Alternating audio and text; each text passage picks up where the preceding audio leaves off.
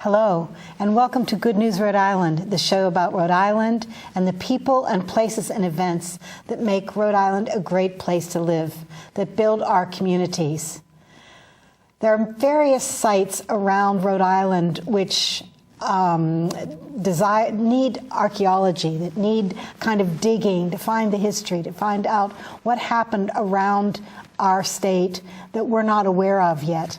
And one of the museums that's really helping to do that is Slater Mill, which is a historic site and a museum. And today we have Lori Urso, who's here to talk to us. She is the Executive Director of Slater Museum and has been for about a year. That's right. And working very hard to make sure we all know what our real history is. So welcome, Lori, and I hope you inform us about a lot of things. I'll try. Now, you say you were born in Providence. That's right. And so you're a Rhode Island person. I'm a Rhode Island girl, but, as I like to say. Your training to become the executive director was what? Well, prior to coming to Slater Mill, I worked for 6 years for an organization called the Pawtucket Historical Society. And for that organization, I operated 2 museums and a genealogy library. One of the museums was in the old Washington County Jail in Kingston, Rhode Island. And we had a very large archival collection there. We gave tours of the building, and we also supported many people all around the country in doing their family genealogy research. I also had 2 galleries. I ran an art gallery in the Hale House Historic Site and a history gallery in the old jail. You were a busy woman. Yeah. So your training is that you had art history background? No, my formal education is really in administration of nonprofits and governmental agencies. I have a Master of Public Administration from the University of Rhode Island. So you're really a Rhode Island person. Yes. Now, you were telling me before the show that there's a lot of history that you're finding for the 1600s and for what happened near the Slater Mill on the water. And I wonder if you could talk to us about that. I sure will. Many people are aware of Samuel Slater's story, and we can certainly talk about that. But what happened in Pawtucket, Rhode Island, a century before Samuel Slater came to Rhode Island was the settlement of Pawtucket by a man named Joseph Jenks, Jr. And Joseph Jenks, Jr. was the son of a blacksmith who had created a smithery in Saugus, Massachusetts at the Saugus Iron Works, which is also a national site that you can visit now and very worthwhile. And when the Saugus Iron Works was about to cease its operations, Joseph Jr., the eldest son of Joseph Jenks, Sr., had a patent or chart. He had a charter from the King of England to settle on the Pawtucket River in Rhode Island.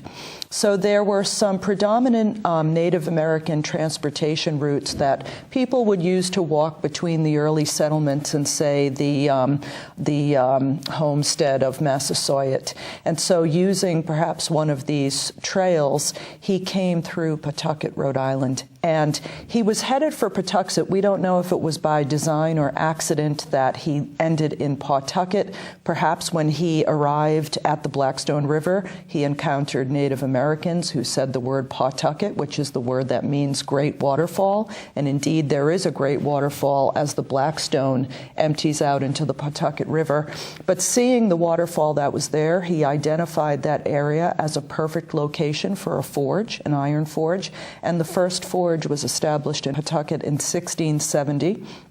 The Jenks homestead was established there. And then his four sons, and we can talk about them if you'd like, also eventually built homes around what was the Jenks settlement. So we've been giving tours through Slater Mill to teach people about that early history. Why it's important for Samuel Slater's story is because the tradition of ironworks and blacksmithing, tool and die making developed, and also the harnessing of water power for 100 years before Samuel Slater. So when he came to do his factory experimentation with Moses Brown, he had available to him very skilled iron workers who could help build equipment, who could make patterns. And so it was a perfect alignment of his knowledge and the skill that existed in Pawtucket. So a forge would have brought shoeing for horses, all kinds of equipment that might be used for agriculture. It may not have been focused on horseshoeing. It would have been more iron production, nail creation, iron bars for making borders for properties, for helping to build structures. Back to 1630s, when the Saugus Iron Works was established, that forge was producing 1/7 of the world's iron at that time. So this, the Saugus Iron Works really contributed to the building of America at that time. And so that knowledge, as Saugus Iron Works ceased operating, was carried forth. Another interesting, unrelated thing, but you'll appreciate this being from Pittsburgh, is the Saugus Iron Works, to operate it, Scottish indentured prisoners were brought over. And when that ironwork ceased operation, they migrated to Pittsburgh and to Pennsylvania and started the steel industry. Probably there. all my relatives. Yeah, so it's all very interconnected, yeah.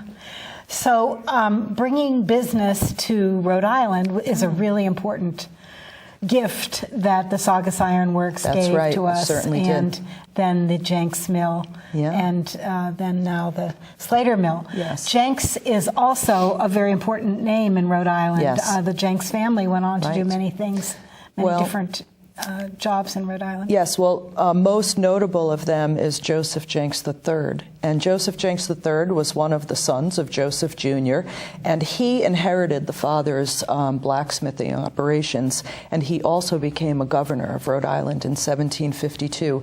So as a pre-Revolutionary War governor, he was the first in Rhode Island to not be from Newport, and he also played a very important role in preventing the annexing of Rhode Island to Massachusetts, because Pawtucket was really, that was a border town with Massachusetts. It's not at this time. Pawtucket is the city that's on either side of the river, but Massachusetts was right on the other side, and Pawtucket was still not an established village yet. It was part of what was the town of North Providence at the time. So there were some battles over, territorial rights between Massachusetts and Rhode Island, and Governor Joseph Jenks III was very important in preventing that from happening. Well, so we move from there to the beginning of Slater Mill. Yes. Someone coming from England, as I understand it. So now to the late 18th century. Samuel Slater was, as a young man, as a boy really of age 14, he began an apprenticeship in England with a mill owner named Jedediah Strutt. And he was really apprenticing as a mill supervisor, and really understood how to operate a mill under a continuous production model. Now, at that time, this is in the 1780s, let's say, there was a great protectionism on the part of the British, who did not want their industrial secrets to come to Rhode Island. And remember, this is just after the Revolution, so relations were not good between the two countries. But Samuel Slater, who really wanted to succeed as an industrialist, knew that England at the time, the market for that was saturated. And America was the new world and the world where he could be successful. So he did manage to get out of England under cover. Some of the myths are that he sewed blueprints into the lining of his coat. That's not exactly true. He came over with the knowledge in his head, and the knowledge that he had was Sir Richard Arkwright's machinery and how to build it and operate it. So when he came to America, he actually came to New York. He found out, there's various stories about who told him about Moses Brown already doing experimentation in cotton spinning but not being successful. And he wrote to Moses Brown.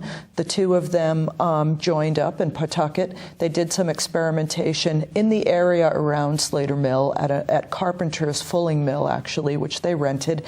And once they were successful, they went ahead and constructed Slater Mill in 1793, and the rest is history, as they say. And it was very successful. It was successful. And how did it relate to Lawrence, Massachusetts, and the other mills that...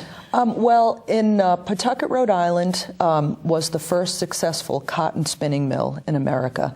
And then Samuel Slater and his brother really established what we know as the Rhode Island system of manufacture. So here in Rhode Island, the practice of bringing entire families together to work, building a model village, which meant they would build a mill, they would build housing, they would build a school, they would build a church, they would build a store. They would provide everything a family needed, and the family in turn would work for the manufacturer. And that concept really spread throughout the Blackstone Valley. So all along the Blackstone, which is a 40-mile river with what Rhode Island had, which was rivers with really good gradients, or so that they could harness power from them, the industrialization of the region took hold. So he was very influential in the entirety of New England, then, He I was. would say. He owned a number of mills before his death. He actually died in Webster, Mass., and is buried there where he had another mill operation. And his house is still here in Rhode Island? One of the homes that he built was demolished. It was on the site of the where the former Peerless department store was in Pawtucket, which is now where the visitor center is here. But he had moved to Webster, Mass. And I'm actually not certain if his home there is still standing. It's hard to know. There was so much urban renewal, even in Pawtucket. Trying to educate people about 17th century Pawtucket is difficult because that landscape of history has really been wiped out and replaced. But he also did a lot with bringing in new equipment all the time so that the equipment was always state-of-the-art. Right. Well, the name of the game in industry was what's the next best thing. So they were always developing the next better and more efficient equipment. And one of the pieces of equipment that he allowed to evolve was the carding machine. Carding is the process of straightening fibers, a textile fiber, and it's done in wool, flax, or cotton. There's a carding process, and it used to be done by hand with two little cards. Then he made a little crank machine, tabletop, that you could crank. Then he made the Slater carding machine, which was a larger piece of equipment which could process more fiber. That then evolved into the carding engine, and so on and so on. So there was always somebody trying to make the next best piece of equipment. And he was an amazing engineer, if you think about it, all the things he designed or he got He certainly had a great knowledge of how machinery was engineered. When he came and helped the Rhode Islanders here to build the original water frame to spin cotton, he had to do that from memory of how he remembered the size of the gears, the way the balance of the machinery was, how it was set up, how it moved. So that is certainly an engineering skill.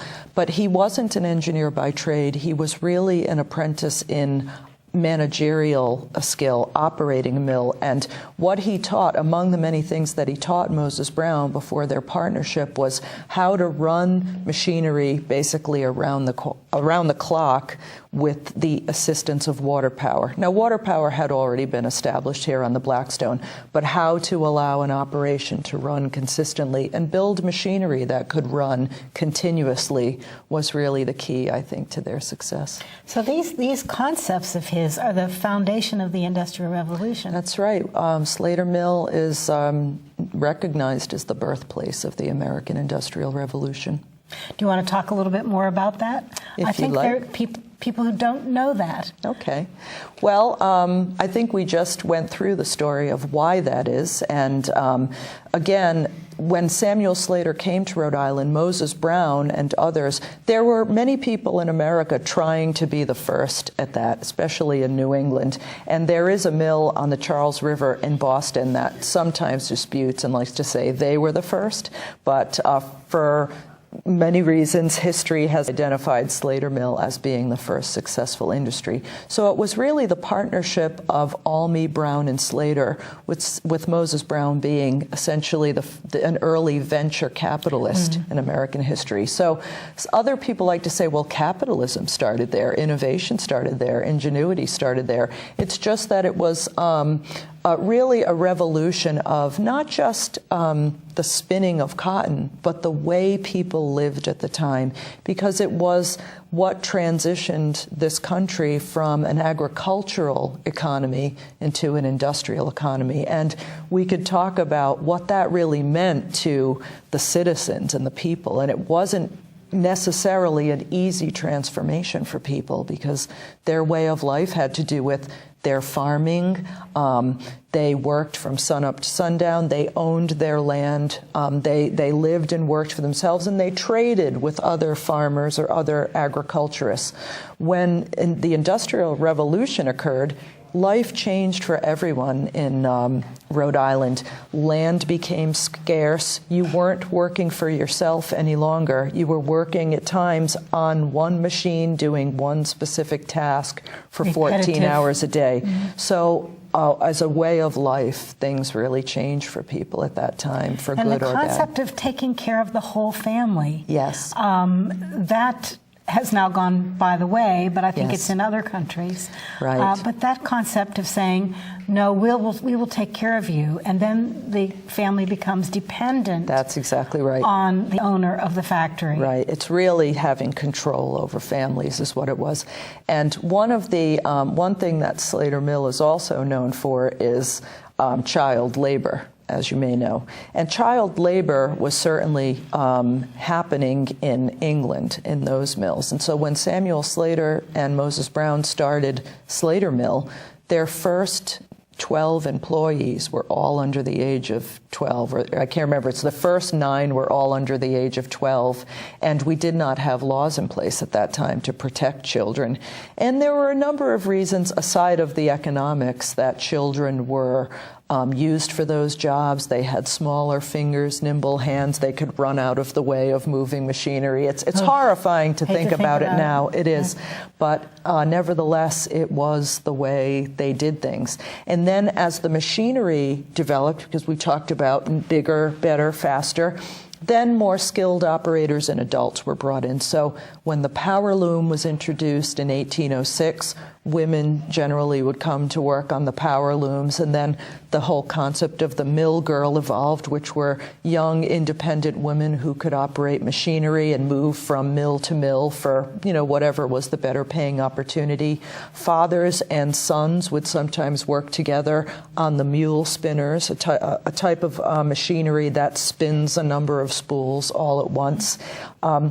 What was also happening, though, at the same time, ironically, was the de-skilling of workers. In the earlier, less sophisticated equipment, more skill was involved. As they continued to evolve the machinery to be more sophisticated, less skill became involved. So it was really, in many ways, the transitions that the American worker underwent were grueling at times, and for various reasons. We have all heard about the noise level. Oh, yes, yes. And the dust that would Yes.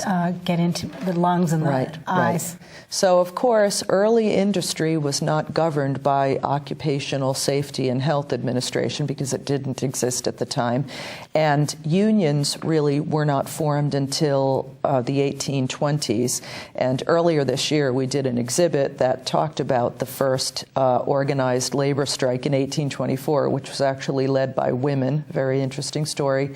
So the noise, the white lung or brown lung, depending on what you call it, that was the result of cotton fiber running freely through the air. And, the practice of keeping windows closed in a mill for reasons of controlling cotton fiber, humidity, and even fire at times, just exacerbated that condition of what you were breathing in, the noises you were hearing, and the potential for fire from, sparks or sources.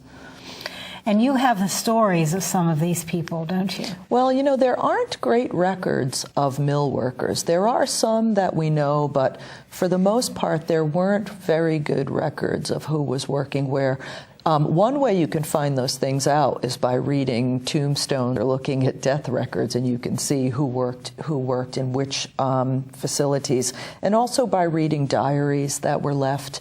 And one of the diaries that I used for the 1824 textile strike exhibit was that of George Foster Jenks, another one of the Jenks, who actually wrote a daily account of the textile strike of 1824, and he described how they would strike is they would all get together and they would walk around town and they would go in front of the mill owners' houses and hurl insults at them. It wasn't quite the way we know a strike to be today, but the workers did, after a number of years, realized that their rights at times were being infringed upon, and a resistance grew. And a scholar named Gary Kulick writes a lot about this as the patterns of resistance, he calls it, in America at that time, as workers felt that their time was being controlled, their lives were being controlled, their health was not being protected, their families were being interfered with. And then that's really what spurred on the labor movement here in this country. Were a lot of these younger people from other countries who came here looking for work? Right. Well, after the industrial systems were established here, it opened the door to the need for workers. And that was really the impetus for the waves of immigration that took place in the late 1800s, early 1900s. European immigration, followed by even more lately Southeast Asian immigration, all to work in these mills. And in fact, the Colombian community in Pawtucket and Central Falls celebrated this year the 50th anniversary of their immigration to the area. And really, they were the skilled workers of that time who could maintain machinery and keep the mills going, and so, allowed an industry to flourish. It's really important to know some of this history, isn't it? Yes, it is. I mean, it makes us all more human. And it's, especially when we're even today debating immigration and rights in this country, and to think about how was this country built? How did we get to become the economic superpower? Well, it was through the support of those who immigrated. I mean, I'm an Italian-American. I'm a third generation. My ancestors came here from southern Italy to work in mills. So, I mean, we all share in that history, many of us. And we do well to remember. I think so, yes. Slater Mill does lots of things now. Yes, we do. Yes. Yeah, I've just been to a concert there with Aria. Aria. So what else do you want to talk about? Oh, yeah. So this has been a very busy year for us. And Slater Mill really needed to have a boost and start to partner and collaborate with other organizations so that we could offer reasons for people to come there. People really like to be close to Slater Mill. the feeling of being close to history is very important for people. So the ways that we've done that are, as you mentioned, we partnered with Aurea, which is a chamber music and spoken word ensemble, aureaensemble.org, if you'd like to check out their website. It's a chamber music ensemble that performs about 6 times a year now. And of course, the second floor of our mill is a wood environment, and so the stringed instruments in there, just really the sound wraps around you as you experienced. It's very beautiful. And we also partnered up again with Stone Soup Coffee House, who had about 10, 12 years ago was doing their performances at Slater Mill and then moved to other venues and have come back this year. So actually this Saturday night, Mark Orelli's performing for Stone Soup Coffee House. And what's nice is it just brings people into the mill and they get to both enjoy being there and enjoy music. We've also really built up our fiber and textile arts programming. We started an initiative called Trad Art Studio. It's just something we built up, yes, from what was Maybe once you can known show this behind us. Yeah, as Community Guild Studios. And it's a place where anyone of any skill level can come and experience classes in weaving, spinning, knitting, chair caning, variety of different offerings there. We have some very skilled instructors. And we also, in January, through Trad Art Studios, will do our 7th annual knitting weekend, which is fun to talk about. We can talk a little more about that. So the fiber and textile arts programming has been very important. And we've done many other things this year. We did a hearth cooking class. We did a festival in the park called Sam Fest, which we'll do next year. And we are just trying to welcome people with many opportunities to enjoy the venue, but all that sort of speak to the history of the venue at the same time. And it's really good for every age, isn't it? I mean, children will learn a lot from being there as well as adults. Right. Well, of our, we have about 25,000 people who come through the museum every year, and half of those are students, and they range in age from 2nd, 3rd, 4th grade through high school and college age. And then we have a large audience that is just members of the public, people on vacation, people who come specifically to see and visit Slater Mill. So it really does appeal to all ages.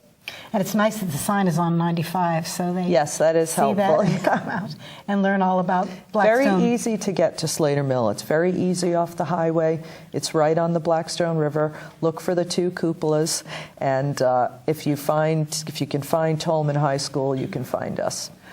Okay, we have very little time left. Okay. I'm wondering if you can tell us what your operating philosophy is. Mine personally? Well, no. It preserves, interprets, and researches the birthplace. Yes. Maybe you can talk a little bit about that. Well, I think that, Slater Mill, the old Slater Mill Association is the organization that operates mills. And we have 2 mills there. We have the Slater Mill and the Wilkinson Mill, and we have the 1758 Sylvanus Brown House. And each of those buildings speaks to the narrative of historic Pawtucket and American industry. And that is really our mission, is to educate and inform people about the birth of industry in America, teach them about the lessons of the past, lessons that we've learned from how Slater Mill contributed to knowledge for the American worker going forward, and how to enjoy art and culture in Rhode Island and all that it has to offer. So that really is our philosophy on operating.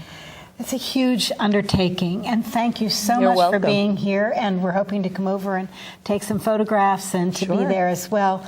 But I want to thank Lori Urso for being here and for being so articulate about our past and I hope it's something to modeling for our future, because we need business to come in and to take hold and to move to the forefront and to do creative thinking about how we all are in this area together. So thank you so much for being here. We're here on site at the Slater Mill, and we're here with Eleanor Langen, who's here as the development director, but she's also our guide today, and a very knowledgeable guide at that. So we welcome you, and thank you for having us. My pleasure. When Samuel Slater came to Pawtucket, he found a community of shipbuilders, which was very important to start the Industrial Revolution here in America. What does it take to build a ship? Carpenters, shipsmiths or blacksmiths, people who know how to work with wood and metal. These people would be the artists, the artisans who would help Samuel Slater build the machines that he brought over from England. What's interesting is today, Pawtucket is still a thriving artist community with places like the Exchange Street Studios and the Hope Artiste Village.